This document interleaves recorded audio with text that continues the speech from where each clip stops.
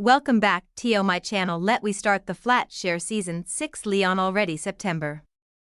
Summer starting to cool. Never thought it possible that time could pass quickly when Richie was in prison, but he says the same, his days move like they should, instead of dragging and trailing and forcing him to feel every minute. It's all because of Gertie. I've only met her a few times, but we speak on the phone every few days. Often the solicitor joins the call too. Barely ever spoke to last solicitor. This one seems to be endlessly doing things. Amazing. Gertie is brusque beyond the point of rudeness, but I like her. She does not seem to have the capacity for bullshitting, opposite of Sal. She's often in the flat, and has taken to joining Tiffy in writing me notes. Thankfully, though, it's very easy to tell them apart. These two are side by side on breakfast bar. Hey. I'm sorry to hear about that 2-day hangover. I feel your pain, and recommend Whatsits. However, no way does your hair get color on hangover days. That just can't be a thing, because there is no upside to a hangover. And, from my limited knowledge of what you look like, I'm betting the color your hair is the cooler you look. XX** Leon, tell Richie to call me. He has not supplied me with the answers to the 10-page list of inquiries I sent him last week. Please remind him that I am an extremely impatient person who is usually paid a lot for reviewing things. On way back from the last Richie visit, I popped in to see a Johnny White. He lives in a care home north of London, and, within moments, I felt sure he was not our guy. Wife and 7 children was strong sign, though, obviously, not conclusive. But then, after a very difficult conversation, I discovered he only served in the army for 3 weeks before being shipped home with a gangrenous leg. This resulted in a long conversation about gangrene. Felt a lot like being at work, except much more awkward. The following week Mr. Pryor is unwell. Find myself surprisingly distressed. Mr. Pryor is a very old man, it's entirely to be expected. My job is to make him comfortable. Has been from the first day I met him. But I always thought I'd find him the love of his life before he had to go, and none of my 5 Johnny Whites has been any use at all. 3 to go, but still, I was naive. Pretty sure Kay said so at the time, * on the boiler, so, if you've reached this point, you've probably figured out that the boiler is broken. But don't worry, Leon, I have excellent news for you. I've already called a plumber and she is going to come tomorrow evening to sort it. Until then you'll have to shower in ice-cold water, but actually if you've come to look at the boiler you may well have already done that, in which case, the worst is over. I recommend curling up in the beanbag with a hot cup of spiced apple tea. Yes, I bought a new fruit tea. No, we don't already have too many in the cupboard, and our lovely Brixton blanket. That's what I did. And it worked a treat. XX not sure how I feel about it being our Brixton blanket, assuming she means the ratty multicolored thing I'm always having to throw off the bed. Is definitely one of the worst objects in the flat. Settle down on beanbag with latest variety of fruit tea and think about Tiffy, here, in this spot, just a few hours before me. Wet hair, bare shoulders. Wrapped in just a towel and this blanket isn't so bad. It's characterful. Quirky. Maybe I'm coming round to it. Tiffy, this is my first session with someone other than Mo himself suggested it. He said it would benefit me to do proper counseling and talk to a person who didn't already know me. And then Rachel told me that, unbelievably, our employee benefits actually include up to 15 sessions of counseling, paid for by Butterfingers. I have no idea why they're willing to provide that but not pay above minimum wage. Maybe they're sick of employees leaving on stress. So here I am. It is very weird. Someone other than Mo is called Lucy and is wearing a gigantic cricket jumper as a dress, which obviously immediately makes me like her and ask her where she shops. We talked about vintage stores in South London for a while, and then she got me a water, and now here we are, in her office, facing one another in matching armchairs. I'm extremely nervous, though I haven't got a clue why. So Tiffy, what was it that made you want to come and see me today? Lucy asks. I open my mouth and close it again. God, there's so much to explain. Where do I even begin? Just start with that, Lucy says. She has Mo's mind-reading skills. Clearly, they must teach them that when they're accredited. The thing that made you want to pick up the phone and make an appointment. I want to fix whatever the hell it was my ex-boyfriend did to me, I say, and then pause, startled. How have I managed to say that outright to a complete stranger within 5 minutes of meeting her? How embarrassing, but Lucy doesn't even blink. Sure, she says. Would you like to tell me a bit more about that? Asterisk, are you healed? Rachel asks me, plunking a coffee down on my desk. Coffee, elixir of the overworked. Recently, it has overtaken tea in my affections, a sign of how little I'm sleeping. I blow Rachel a kiss as she makes her way over to her screen. As per usual, we continue the conversation on Instant Messenger. Tiffany, 907, it was really weird. I literally told her the most embarrassing stuff about me within like 10 minutes of meeting her. Rachel, 908, did you tell her about when you vomited in your hair on the night bus? Tiffany, 910, well, that didn't actually come up. Rachel, 911, how about the time you broke that guy's penis at university? Tiffany, 912, didn't come up either. Rachel, 912, that's what he said. Tiffany, 913, does that joke work? Rachel, 915, well, anyway, I am now reassured that I know more of your embarrassing secrets than this new imposter into your affections. Okay. Go on. Tiffany, 918, she didn't really say much. Even less than Mo does. I thought she'd tell me what was wrong with me. But instead I kind of figured some stuff out all on my own, which I totally couldn't have done without her sitting there. So weird. Rachel, 918, what kind of stuff? Tiffany, 919, like. Justin was cruel sometimes. And controlling. And other bad stuff. Rachel, 922, can I just say, I officially stand corrected on the Justin issue. Gertie is right. He's scum of the earth. Tiffany, 923, you realize you just typed Gertie is right. Rachel, 923, I forbid you to tell her. Tiffany, 923, screenshot already sent to Rachel, 924, bitch. Alright, so you'll go again. Tiffany, 924, 3 sessions this week. Rachel, 924, blimey. Tiffany, 925, I have this fear that because the first flashback happened when that Ken guy kissed me. Rachel, 926, yes? Tiffany, 926, what if that's what happens now? What if Justin has, like, reprogrammed me, and I will never be able to kiss a man again? Rachel, 929, I mean, that is fucking terrifying. Tiffany, 930, thanks Rachel. Rachel, 931, you should see someone about that. Tiffany, 933, glaring emoji, thank you. Rachel, 934, oh, come on. I know that made you laugh.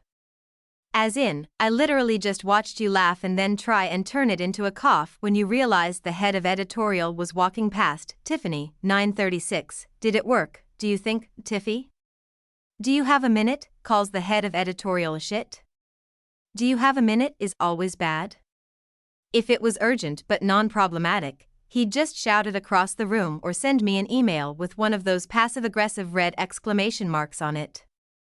No, do you have a minute means it's confidential, and that almost certainly means it's worse than just sniggering at my desk because I'm messaging Rachel about kissing. What's Catherine done?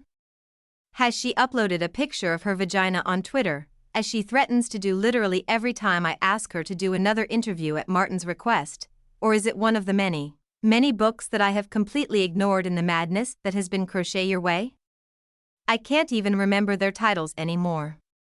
I've shifted pub dates like I've been playing Bananagrams, and I definitely haven't run the changes by the head of editorial. It'll be that, won't it? I've ignored someone's book for so long that it's actually gone to print without any words in it. Sure, I say, pushing away from my desk in what I hope is a brisk and professional manner. Follow him into his office. He closes the door behind me. Tiffy, he begins, perching on the edge of his desk. I know it's been a busy few months for you, I swallow. Oh, it's been fine, I say. Thanks, though. He gives me a slightly odd look at this point, which is entirely understandable. You've done a fantastic job with Catherine's book, he says. It really is a stellar piece of publishing. You spotted that trend? No, you shaped it. Really, top notch, I blink, bewildered.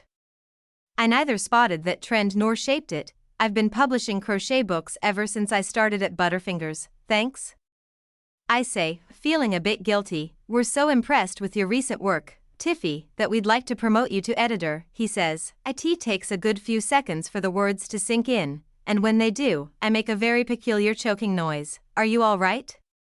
He asks, frowning. I clear my throat. Fine. Thanks. I squeak. I mean, I just didn't expect ever to get promoted.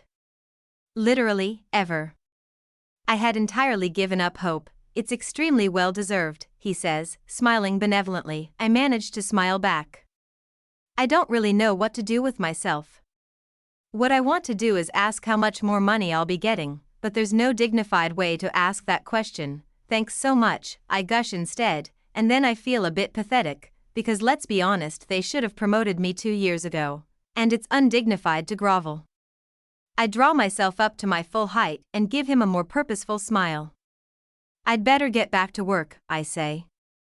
Senior people always like to hear you say that. Absolutely, he says. HR will send over details of the salary increase, etc. I like the sound of that, etc. Asterisk, congratulations on the promotion. Better late than never? Made you mushroom stroganoff to celebrate. I smile. The note is stuck on the fridge, which is already 1 layer deep in post-its. My current favorite is a doodle Leon did, depicting the man in flat 5 sitting on an enormous heap of bananas. We still don't know why he keeps so many banana crates in his parking space. I rest my forehead against the fridge door for a moment, then run my fingers across the layers of paper scraps and post-its. There's so much here.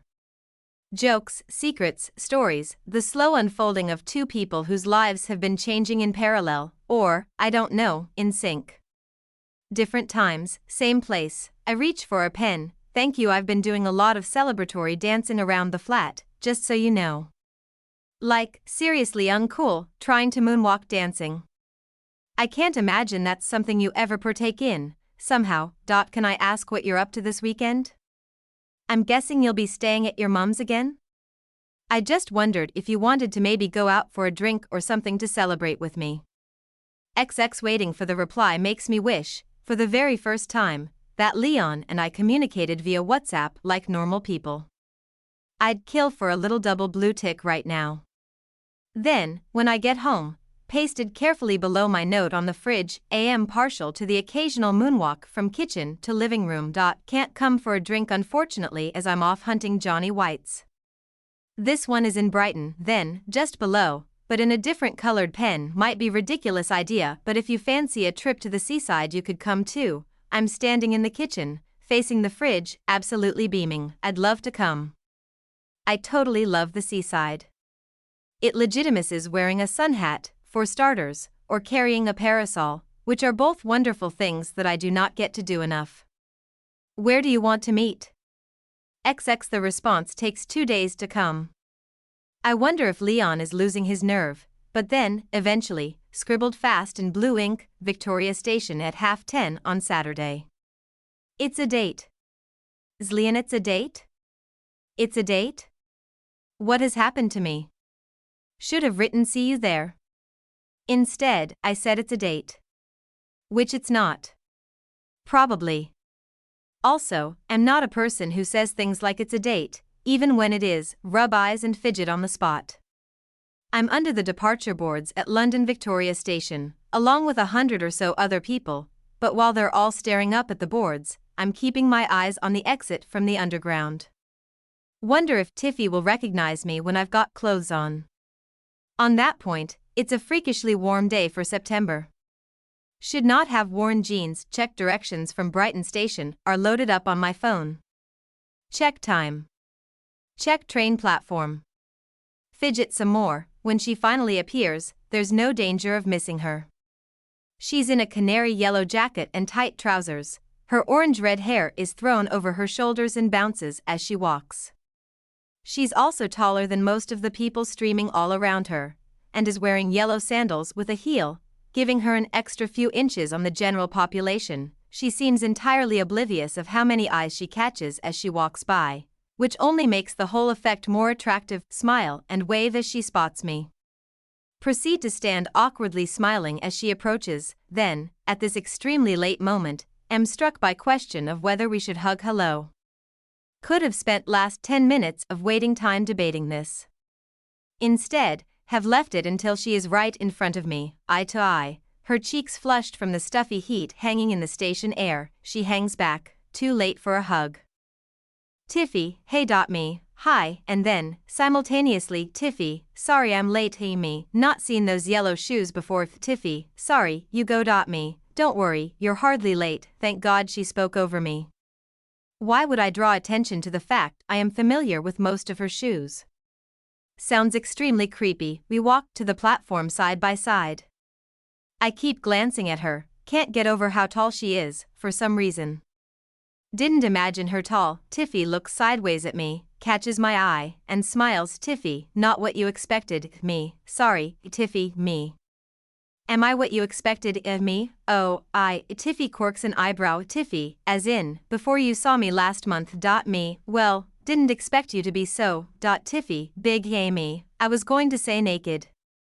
But also tall. Yes. Tiffy laughs. Tiffy, I wasn't as naked as you were. Me, wincing, don't remind me. I'm so sorry for, how to finish that sentence. It might be my imagination, but her cheeks seem to be flushed a little pinker. Tiffy, seriously, it was my fault. You were just innocently showering. Me, not your fault. Everyone oversleeps. Tiffy, especially when they've drunk pretty much a whole bottle of gin. We're on the train now, so conversation stops as we move down the aisle. She chooses us a table seat. In a split second, I decide it's less awkward to sit facing one another rather than side by side, but as I slide into the seat, realize my mistake. This way is very eye contacty. She slips off her jacket. Underneath she's wearing a blouse covered in enormous green flowers. Her arms are bare, and the blouse drops to a low V across her chest. My inner teenager attempts to take control of my gaze and I just about catch myself in time. Me. So, whole bottle of gin, Tiffy, oh yeah. Well, I was at this book launch, then Justin turned up, and anyway, lots of gin was involved in the aftermath. Frown. Me, the ex? That's weird. Tiffy shakes her hair out and looks a little uneasy. Tiffy, I thought that too at first, and wondered if he'd tracked me down or something, but if he wanted to see me he could have just come to my work, or, apparently, my flat, judging by that bunch of flowers. I'm clearly just paranoid. Me, did he say that? That you were paranoid. Tiffy, after a pause, no, he never said that exactly. Me, catching up, wait. You didn't tell him where you live, Tiffy? No. I'm not sure how he found me. Facebook or something, probably. She rolls eyes like it's a minor irritation, but I'm still frowning. This doesn't sound right. Have nasty suspicion I know men like this from my mother's life. Men who tell you you're crazy for getting suspicious of their behavior, who know where you live when you don't expect them to. Me, were you together long, Tiffy? A couple of years? It was all very intense, though. Lots of breaking up and shouting and crying and things. She looks slightly surprised at herself, opens her mouth as though to correct that, then thinks better of it. Tiffy, yeah. It was about 2 years in all. Me, and your friends don't like him, Tiffy? They never did, actually. Not even at the start. Gertie said she got bad vibes even when she only saw him from far away. Am liking Gertie more and more, Tiffy, anyway, so he turned up and tried to whisk me off somewhere for a drink to explain everything away, as per me. You said no. Tiffy nods. Tiffy, I said he has to wait a while to ask me out for a drink. A couple of months, at least. Tiffy looks out of the window, eyes flicking as she watches London slide away around us. Tiffy, quietly, I just didn't feel like I could say no. Justin's like that. He makes you want what he wants. He's very. I don't know. He owns a room straight away, you know? He's forceful, try to ignore warning sirens in my head. I'm not liking this situation at all. Hadn't got this sense of things from the notes, but maybe Tiffy herself hadn't got this sense of things until recently. It can take people time to notice and process emotional abuse, Tiffy, anyway. Sorry. God. Weird, she smiles. Tiffy, this is a very deep conversation to have with someone you've only just met. Me. We've not just met, Tiffy, true. There was the memorable bathroom collision, another eyebrow quirk on me. I meant, it feels like we've known each other ages. Tiffy smiles at that. Tiffy, it does, doesn't it? I guess that's why it's so easy to talk. Yes.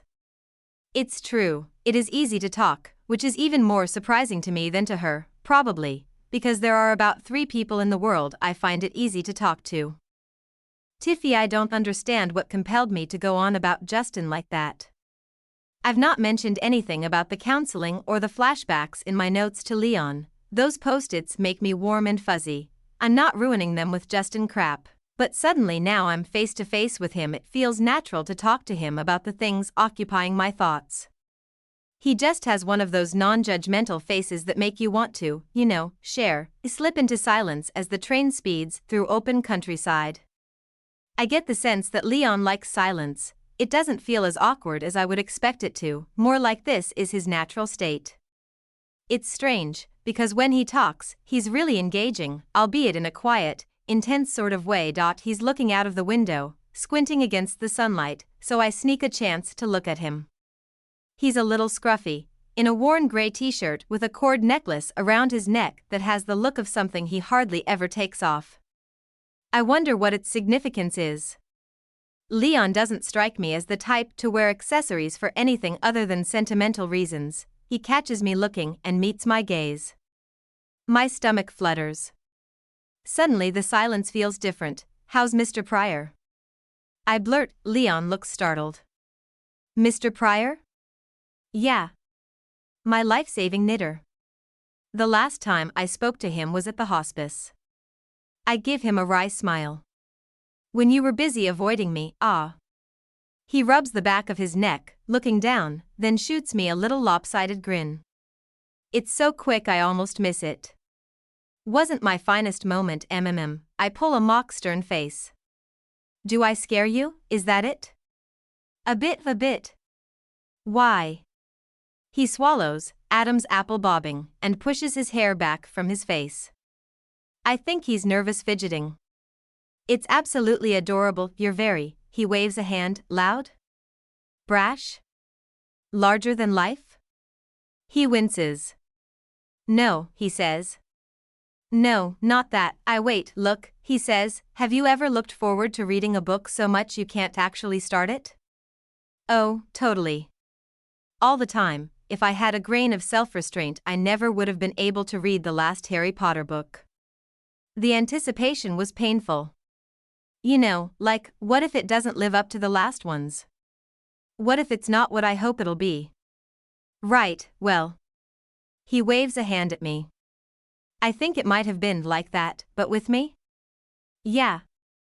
With you. I look down at my hands in my lap, trying very hard not to smile. As for Mr. Pryor, Leon's talking out of the window now. I'm sorry.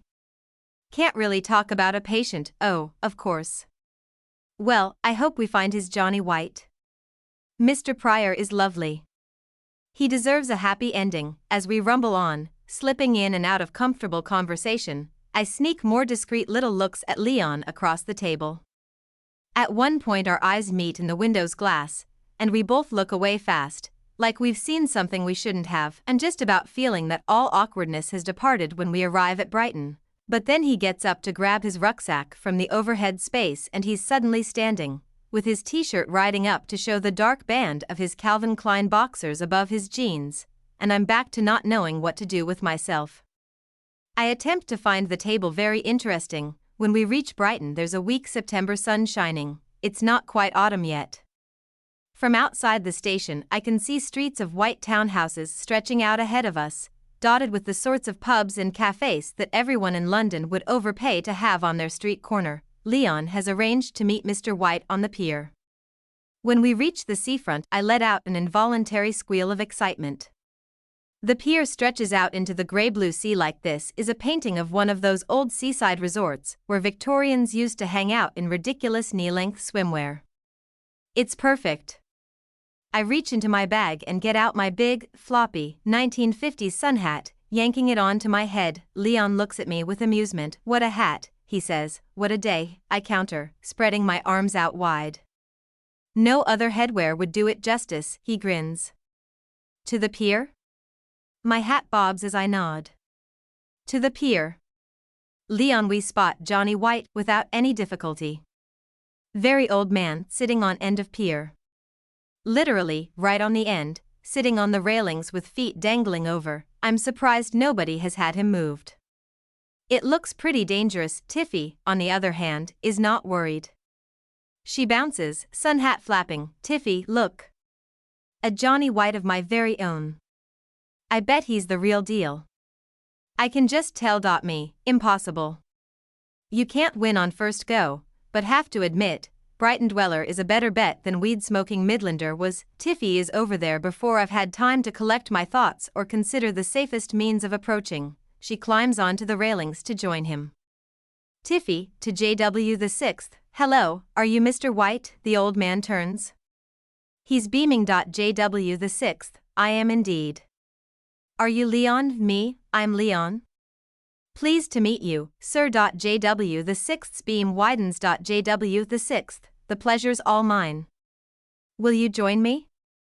It's my favorite spot." Me, "Is it safe?" Tiffy has already swung her feet over. Me, "Don't people worry about you jumping or falling in?" JW the 6th, "Oh, everyone here knows me." He gives a cheerful wave in the direction of the man running the candy floss stall, who equally cheerfully flips him the bird. JW the 6th chuckles. JW the 6th, "So what's this family project, then? Are you my long-lost grandson, young man?" Me, "Unlikely, though not impossible." Tiffy gives me a curious look. Doesn't feel like the time to fill her in on the many gaps in my family history. I shift, uncomfortably warm. The heat is stronger here with the sun on the water, and I can feel sweat prickling on my hairline. "Tiffy, we're here for a friend. A Mr. Pryor," a seagull caws behind us, and Johnny White the 6th gives a little start. JW the 6th, "You're going to need to give me more than that, I'm afraid." Me, "Robert Pryor. Think he served in the same regiment as you during the..." JW the 6th smile drops. He holds up a hand to stop me. JW the 6th, "If you don't mind, I would prefer you stopped there. That's not my favorite topic of conversation." Tiffy, smoothly, "Hey Mr. White, how about we go somewhere to cool off? I've not got the complexion for this sort of sunshine." She holds out her arms to show him. His smile returns slowly. JW the 6th, "An English rose. And what a beautiful one." He turns to me. JW the 6th, "You're a lucky man, finding a woman like that. They don't make 'em that way anymore." Me, "Oh, she's not Tiffy, I'm not Thammy, we're actually just Tiffy, flatmates." JW the 6th, "Oh," looks between the two of us. Does not seem convinced. JW the 6th, "Anyhow, the best way to cool off around here is to go for a dip." He gestures towards the beach. Me, "I didn't bring trunks, but, at the same time, Tiffy is saying, Tiffy, I will if you will, Mr. White." I stare at her. Tiffy is full of surprises. It's rather disorientating. Not sure I like this idea. JW the 6th, on the other hand, seems delighted at Tiffy's proposal. She is already helping him back over the railings. I rush to help her, what with this being a very elderly man, very near a sudden drop. Walking down pier past rides and packed arcades gives me plenty of time to bottle it. One of us had better look after our stuff. JW the 6th, "Don't you worry about that.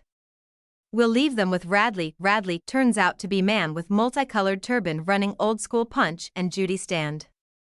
Tiffy shoots me a delighted look as we introduce ourselves and dump our bags. "Isn't this brilliant?" she mouths at me. Can't help smiling. This Johnny White is fast becoming my favorite, I have to admit. I follow Tiffy and Johnny as they weave their way between sunbathers and deck chairs on their way to the shoreline. Stop for a moment to kick off my shoes, the pebbles cool beneath my feet. Sun blazes low across the water and wet shingle shines silver. Tiffy's hair burns red. Johnny White is wrestling off his shirt as he goes, and now. Ah. Tiffy is too. Tiffy, I haven't felt like this in way too long. In fact, if you'd asked me a few months ago, I'd have told you I could only feel this way with Justin.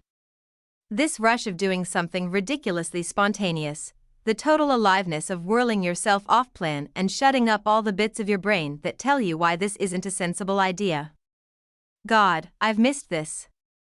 Laughing, tripping, my hair in my face, I wriggle out of my jeans and duck as Mr. White chucks his shorts in the direction of our impromptu clothing pile. Leon is behind us. I glance back and he's grinning too, so that's good enough for me. Mr. White is down to his briefs. Ready? I yell at him. It's breezy out here. My hair whips my cheeks and the wind tickles the bare skin of my stomach. Mr. White doesn't need telling twice. He's wading into the sea already. He can move very quickly for a man who must be at least 90. I look back at Leon, who is still dressed, and looking at me in an unreadably muddled sort of way. Come on. I shout at him, running backwards into the water. I feel giddy, almost drunk. This is ridiculous, he calls. I hold my arms out wide. What's stopping you? It might be my imagination, and he's pretty far away to tell, but his eyes don't seem to be spending all their time on my face. I suppress a smile. Come on. Johnny White shouts from the sea, where he's already doing breaststroke. It's lovely. I don't have swimming trunks. Leon says, hovering in the shallows. What's the difference? I yell, gesturing to my underwear, which, plain black, no lace this time, is pretty indistinguishable from the bikinis other people out here are wearing. I'm in up to my hips now, and I bite my lip against the cold of the water. Maybe nothing if you're a woman, but it's a little different if, presumably Leon finishes his sentence, but I don't hear the rest of it. Suddenly I'm underwater, and all I can think about is a searing pain in my ankle. I shriek and swallow a gulp of seawater so salty it burns the back of my throat. My hands flail, and for a moment my good foot connects with the ground, but then my other foot tries to find purchase too, and the pain sends me falling again. I'm twisted, spinning, everything is flashes of water and sky. I must have twisted my ankle, some distant corner of my brain registers. Don't panic, it tries to tell me, but it's too late. I'm coughing up water and my eyes and throat are burning. I can't turn, I can't find my footing. My ankle roars with pain every time I move it as I try to swim. Someone's trying to grab me. I can feel strong hands scrabbling to get a grip on my body. Something knocks my bad ankle and I try to cry out, but it's as if my throat's closed up. It's Leon, and he's hauling me up out of the water, pulling me close. I reach for him and he stumbles, almost tumbling in with me, but he kicks out until he's swimming, arms tied around my waist, and drags me closer to shore until he can find his footing. I'm so dizzy everything is sliding back and forth. I can't breathe. I grip his sodden t-shirt, retching and coughing as he lays me down on the pebbles of the beach. I'm so tired, the kind of tired you get when you've been up all night because you're sick, where your eyes just can't bear to stay open. Tiffy, Leon is saying, I can't stop coughing. There's so much water lodged in my throat, I vomit great spurts of it onto the wet shingle, my vision still spinning, my head so heavy I can hardly keep it lifted. Distant, almost forgotten, my ankle throbs, I'm gasping. There can't possibly be any more water inside me. Leon has smoothed my hair away from my face and is pressing his fingers gently into the skin of my neck as though checking for something, and now he's wrapping me in my jacket, rubbing my arms with the fabric. It hurts my skin and I try to roll away from him. But he holds me tightly. You're okay, he says. Above me, his face slides back and forth. Think you've sprained your ankle, Tiffy, and you swallowed a lot of water, but you're going to be okay. Try to breathe more slowly if you can. I do my best. Behind him appears the worried face of Johnny White VI. He is struggling back into his jumper, trousers already back on. Is there somewhere warm nearby where we can take her? Leon asks him. The bunny hop in, just up there, Mr. White says. I vomit again and rest my forehead on the pebbles. I know the manager. She'll give us a room, no problem, grand. Leon sounds perfectly calm. I'm going to lift you, Tiffy. Is that okay? Slowly, my head pounding, I nod. Leon picks me up and carries me in both arms. my breathing slowing, I let my head fall against his chest. The beach passes in a blur around me. Faces are turned our way, shocked pink and brown splodges against the multicolored backdrop of towels and sunshades. I close my eyes, keeping them open makes me feel sicker, Leon swears under his breath. Where are the steps? This way, Johnny White says, somewhere off to my left. I hear the screech of brakes and the rush of traffic as we cross the road. Leon is breathing hard, his chest rising and falling against my cheek. In contrast, my breathing is getting easier, that tightness in my throat and the weird heaviness in my lungs has lifted a little. Babs. Babs. Johnny White VI is shouting. We're inside, and the sudden warmth makes me realize how much I'm shivering. Thank you, Leon says. There's commotion all around me. For a moment I'm embarrassed, and try to shift out of Leon's arms to walk, but then my head lurches and I cling back onto his t-shirt again as he stumbles. Easy there, he says. I cry out. He's knocked my ankle into the banister. He swears, pulling me closer so my head lolls back against his chest. Sorry, he says, backing up the stairs. I can see pale pink walls covered with paintings in ostentatious frames, all gilt and swirly bits, then a door, then Leon's laying me down on a gloriously soft bed. Unfamiliar faces shift in and out of view. There's someone dressed in a lifeguard's kit. I blearily wonder if she's been here this whole time. Leon is pulling the pillows up behind me, supporting my weight with one forearm. Can you sit up? He asks quietly. I try to talk and start coughing, rolling on to my side, careful. He shifts my sodden hair back behind my shoulders. Are there any extra blankets in here? Someone is spreading thick, scratchy blankets over me. Leon is still tugging me up, trying to get me into a sitting position. I'll feel better if you're upright, he says. His face is close to mine. I can see the start of stubble on his cheeks. He looks me right in the eyes. His are a soft dark brown that makes me think of Lindt chocolate. Can you do that for me? I shift myself higher against the pillows and grab ineffectually at the blankets with freezing fingers. How about a tea to warm you up, he says, already looking around for someone to fetch one. One of the strangers slips out of the door. There's no sign of Johnny White anymore. I hope he's gone to get himself some warm clothes, but there are still about 1 million people here. I cough again and turn my face away from all the staring faces. Let's give her some space. Can we have everyone out, please? Yes, don't worry, Leon says, getting up to usher people from the room. Just let me do an examination with a bit of peace and quiet. A lot of people say things about what to do if we need anything. They file out one by one. I'm so sorry, I say, as the door closes behind everyone. I cough. It's still hard to talk. None of that, Leon says. How are you feeling now? Cold and a bit achy. I didn't see you go down. Do you remember if you banged your head on a rock or anything? He kicks off his shoes and pulls his feet up to sit cross-legged on the end of the bed. I notice, finally, that he's soaking wet and shivering too. Shit, you're drenched. Just reassure me you've not got brain fluid seeping out from anywhere. Then I'll go get changed, okay? I smile a little. Sorry. No, I don't think I banged my head. Just twisted my ankle, that's good. And can you tell me where we are? Brighton. I look around. Hey, and the only place I've ever been with nearly as much floral wallpaper as my mother's house. The full sentence makes me cough, but it's worth it to see Leon's frown loosen a little, and his lopsided grin return. I'll take that as a correct answer. Can you tell me your full name? Tiffany Rose Moore. Didn't know the middle name. Rose, it suits you. Shouldn't you be asking me questions you know the answers to? I think I liked you better when you were all drowned and dopey. Leon leans forward, one hand raised, and lifts his palm to my cheek. It's very intense and a little out of nowhere. I blink as he stares into my eyes, checking for something, I guess. Are you feeling at all sleepy? He asks them. Not really. I'm tired, but not in a sleepy way. He nods and then, a little belatedly, drops his hand from my cheek. I'm going to give my colleague a ring. She's a doctor, and she's just come off her rotation in accident and emergency, so she'll know the drill with an ankle exam. Is that okay?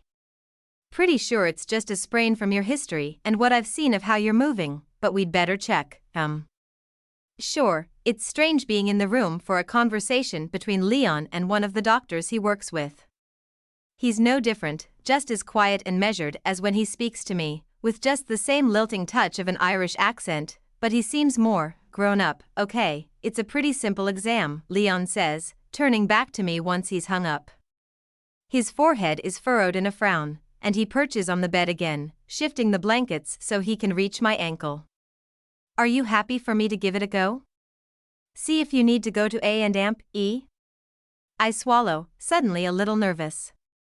Okay, he pauses, looking at me for a moment as if he's wondering whether I'll change my mind, and my cheeks get hot.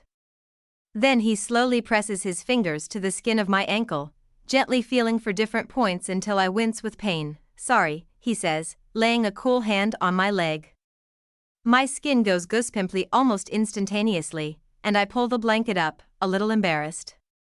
Leon twists my foot very gently from side to side, eyes moving from my ankle to my face as he tries to gauge my reaction. How painful is that, out of 10, he asks. I don't know, like 6. I'm really thinking 8, but I don't want to seem pathetic. The corner of Leon's mouth lifts a little and I get the impression he knows exactly what I'm doing. As he continues examining me, I watch his hands move over my skin, and I wonder why I've never realized how peculiarly intimate medical stuff like this is, how much of it's about touch. I guess generally you're in a GP surgery, not scantily clad and in a big double bed, right? Leon sets my foot down gently. I'd say you have officially sprained your ankle.